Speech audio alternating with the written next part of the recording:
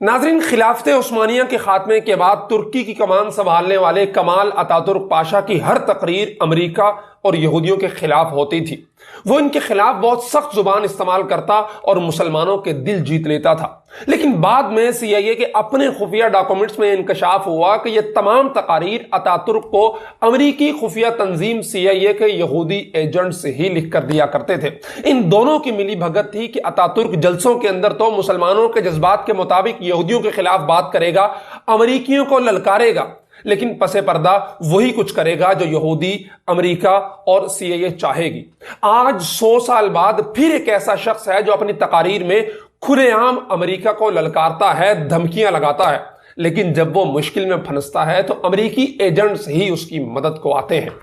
ناظرین، عمران خان کہا کرتے تھے کہ ان کی حکومت امریکہ نے گرائی ہے، لیکن ان کی حمایت میں کھل کر چین یا روس کا نہیں بلکہ امریکی اسٹیبلشمنٹ کا ایک نہیں بلکہ کئی کردار سامنے آ چکے ہیں جو عمران خان کی حمایت میں کھلم کھلا ٹویٹس اور بیانات داغ رہے ہیں۔ عمران خان کہتے ہیں کہ وہ عالم اسلام کے لیڈر ہیں، ریاست مدینہ قائم کرنا چاہتے ہیں اور عالم اسلام کے مفادات کی خاطر امریکہ کو آنکھیں دکھا رہے ہیں، لیکن دوسری طرف عالم اسلام میں امریکی مفادات کے سب سے بڑے محافظ زلمے خلیل زاد ان کے لیے سب سے زیادہ پریشان ہیں اور عمران خان کی خاطر پاکستان کو دھمکاتے ہوئے پہلے بذات خود پاکستان آتے ہیں، لیکن جب بات نہیں بنتی تو عمران خان کے حق میں ٹویٹس پر ٹویٹس کر رہے ہیں۔ زلمے خلیل زاد کون ہیں اور عمران خان کے لیے کیوں تڑپ رہے ہیں، آئیے اس ویڈیو میں جانتے ہیں۔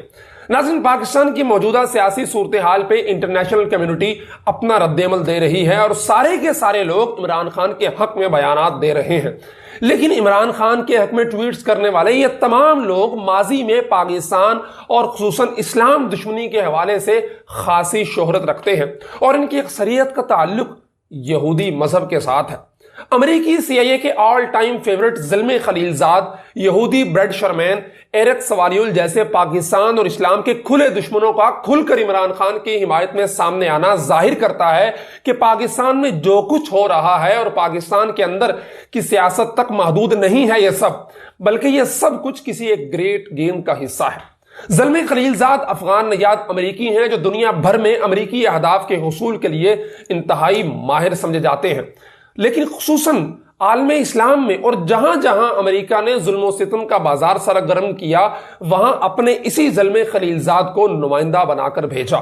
افغانستان پر حملے اور قبضے کے فوراً بعد انہیں افغانستان میں امریکی سفیر بنا دیا گیا تھا۔ وہ کہنے کو تو سفیر تھے، لیکن ان کا کردار ایک وائسرائے سے زیادہ تھا کہ افغان صدر حامد کرزئی بھی ان کو جواب دہ ہوتا تھا۔ اسی طرح عراق پر امریکی قبضے کے بعد عراق میں بھی امریکہ کے اہداف کے حصول کے لیے انہیں افغانستان سے ہٹا کر عراق کے اندر امریکی سفیر تعینات کیا گیا۔ اس کے علاوہ وہ یونائٹڈ نیشن میں امریکہ کے مندوب بھی رہے ہیں، اور یہ بات انتہائی قابل ذکر ہے کہ زلمے خلیل زاد واحد غیر امریکی ہیں جنہوں نے یونائٹڈ نیشن کے اندر امریکہ کی نمائندگی کی ہے۔ اس سے آپ اندازہ لگا سکتے ہیں کہ زلمے خلیل زاد امریکہ کے لیے کتنے اہم ہیں۔ افغانستان پر امریکی حملے سے پہلے وہ امریکی حکومت کو پاکستان پر دباؤ بڑھانے کے لیے کہتے رہے، لیکن جب افغانستان میں امریکہ کو بدترین شکست ہوئی تو زلمے خلیل زاد نے ہی براہ راست اس کا ذمہ دار پاکستان کو ٹھہرایا اور امریکی حکومت کے ذریعے پاکستان سے ڈو مور کا مطالبہ کرنے والے بھی یہی زلمے خلیل زاد تھے۔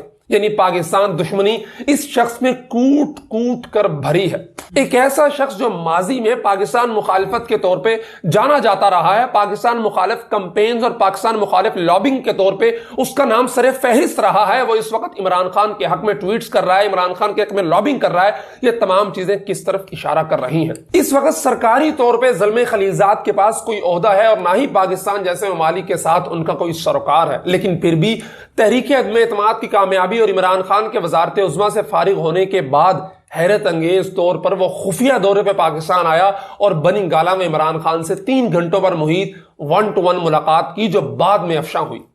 سلیم صافی نے اپنے کالم کے اندر لکھا ہے کہ زلمے خلیل زاد army chief general Qamar Javed Bajwa سے مسلسل اصرار کرتے رہے کہ عمران خان کے ساتھ صلح کر لیں اور دوبارہ ان کو اقتدار تک پہنچانے میں معاونت کریں۔ بعد ازاں ٹیلی فون رابطے کر کے وہ جنرل باجوہ کو عمران خان کے ساتھ ملاقات کے لیے قائل کرتے رہے اور ایوان صدر میں عمران خان اور جنرل باجوہ کی جو ملاقات ہوئی تھی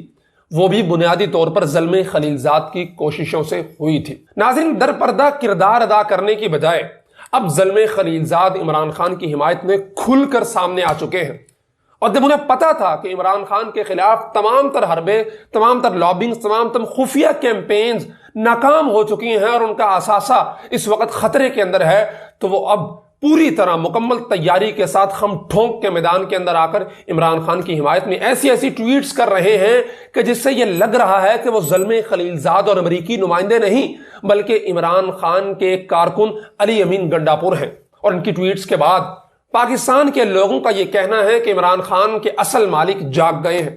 سی آئی اے کا ایجنٹ زلمے خلیلزاد اپنے دوسرے ایجنٹ ساتھی کے لیے پریشان ہوتا دکھائی دے رہا ہے۔ ایک اور صارف نے ٹویٹر پر لکھا کہ 2013 میں سلیم صافی نے مولانا فضل الرحمان سے انٹرویو کے دوران اس بات پر زور لگایا تھا کہ عمران خان کے یہودی ایجنٹ ہونے پر آپ کوئی واضح دلیل دے۔ تب مولانا نے کہا تھا کہ وقت ثابت کرے گا، اور آج وقت نے ثابت کر دیا کہ عمران خان یہودی ایجنٹ ہے۔ اس طرح کے دیگر تبصرے ٹویٹر اور دیگر سوشل میڈیا سائٹس پر مختلف لوگوں کی جانب سے کیے جا رہے ہیں۔ خیر، آپ ان سب چیزوں کو چھوڑ دیجئے، خود سوچئے کہ ایک شخص کھلم کھلا امریکہ کو دھمکاتا ہے، للکارتا ہے، لیکن مشکل میں امریکی ایجنٹس ہی اس کی مدد کرتے ہیں۔